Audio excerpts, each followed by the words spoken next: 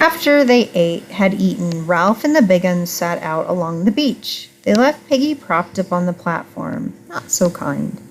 This day promised, like the others, to be a sun bath under a blue dome. The beach stretched before them in a gentle curve till perspective drew it into one with the forest. For the day was not advanced enough to be obscured by the shifting veils of mirage.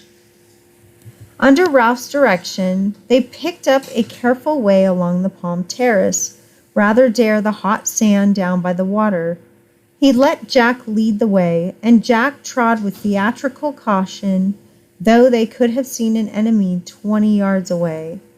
Ralph walked in the rear, thankful to have escaped responsibility for a time. Simon, walking in front of Ralph, felt a flicker of incredulity.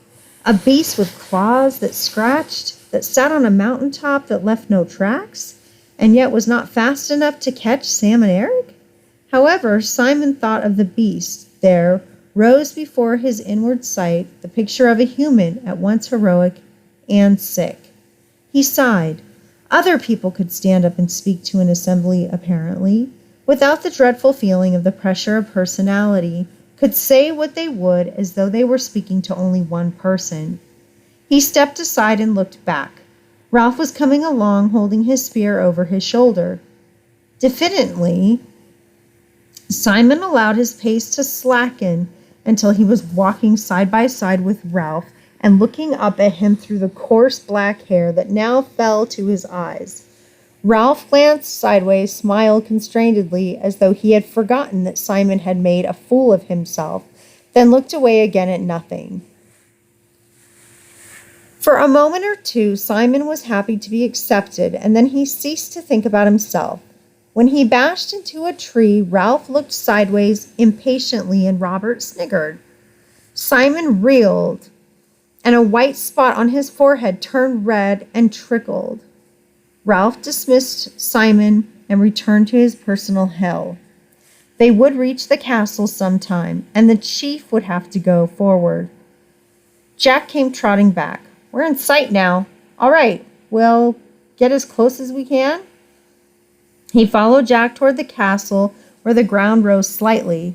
On their left was an impenetrable tangle of creepers and trees. Why couldn't there be something in that? Because you can see nothing goes in or out. What about the castle then? Look. Ralph parted the screen of grass and looked out. There were only a few more yards of stony ground, and then the two sides of the island came almost together so that one expected a peak of headland. But instead of this, a narrow ledge of rock, a few yards wide and perhaps 15 long, continued the island out into the sea.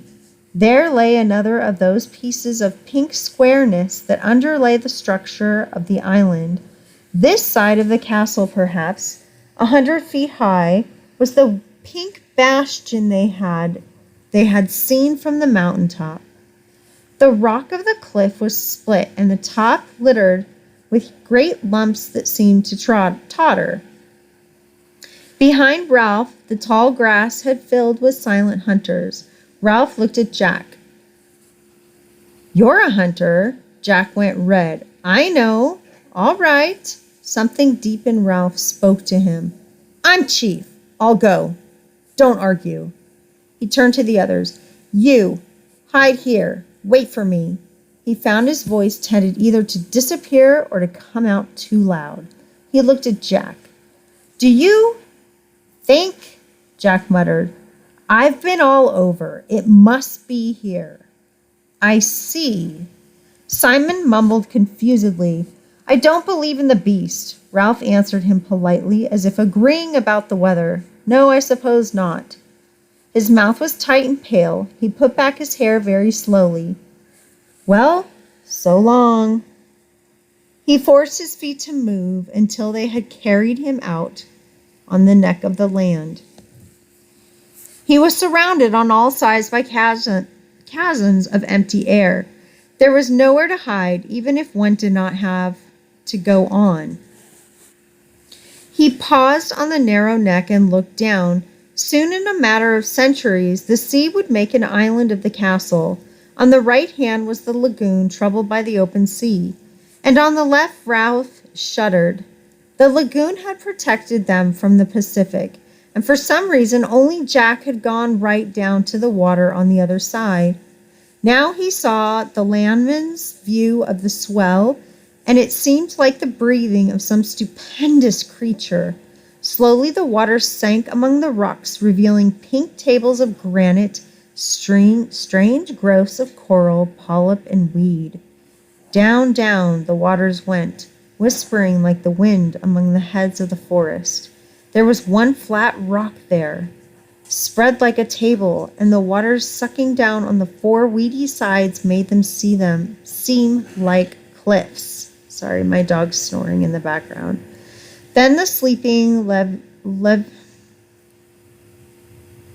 Leviathan breathed out, something that levitates. The waters rose, the weed streamed, and the water boiled over the table rock with a roar. There was no sense of the passage of waves, only this minute-long fall and rise and fall. Ralph turned away to the red cliff. They were waiting behind him in the long grass, waiting to see what they would do. He noticed that the sweat in his palm was cool now, realized with surprise that he did not really expect to meet any beast and didn't know what he would do about it if he did. He saw that he could climb the cliff, but this was not necessary. The squareness of the rock allowed a sort of plinth round it, so that to the right, over the lagoon, one could inch along a ledge and turn the corner out of sight. It was easy going, and soon he was peering round the rock. Nothing but what you might expect. Pink, tumbled boulders with guano layered on them like icing, and a steep slope up to the shattered rocks that crowned the bastion. A sound behind him made him turn. Jack was edging along the ledge. Couldn't let you do it on your own. Ralph said nothing. He had led the way over the rocks, inspected a sort of half-cave that held nothing more terrible than a clutch of rotten eggs, and at last sat down, looking round him and tapping the rock with the butt of his spear. Jack was excited. What a place for a fort! A column of spray wetted them. No fresh water. What's that then? There was indeed a long-grained smudge halfway up the rock. They climbed up and tasted the trickle of water. You could keep a coconut shell there, filling all the time. Not me, this is a rotten place. Side by side, they scaled the last height to where the diminishing pile was crowned by the last broken rock. Jack struck the near one with his fist and grated it slightly. Do you remember? Consciousness of the bad times in between them came to them both. Jack talked quickly. Shove a palm trunk under that, and if any enemy came, look. 100 feet below them was the narrow causeway, then the stony ground, then the grass dotted with heads, and behind that the forest. One heave, cried Jack, exulting, and whee! He made a sweeping movement with his hand. Ralph looked toward the mountain. What's the matter? Ralph turned. Why? You were looking. I don't know why. There's no signal now. Nothing to show. You're nuts on the signal. The top blue horizon encircled them, broken only by the mountaintop. That's all we've got. He leaned his spear against the rocking stone and pushed back 2 handfuls of hair. We'll have to go back and climb the mountain. That's where they saw the beast. The beast won't be there. What else can we do? The others waiting in the grass saw Jack and Ralph unharmed and broke cover into the sunlight. They forgot the beast in the excitement of exploration. They swarmed across the bridge and soon were climbing and shouting. Ralph stood now, one hand against an enormous red block, a block large as a mill wheel that had been split off and hung tottering. Somberly, he watched the mountain. He clenched his fists and beat hammer-wise on the red wall at his right. His lips were tightly compressed, and his eyes yearned beneath the fringe of hair. Smoke? He sucked his bruised fist. Jack, come on! But Jack was not there. A knot of boys making a great noise that they had noticed were heaving and pushing at a rock. As he turned, the base cracked and the whole mass toppled into the sea so that a thunderous plume of spray leapt halfway up the cliff.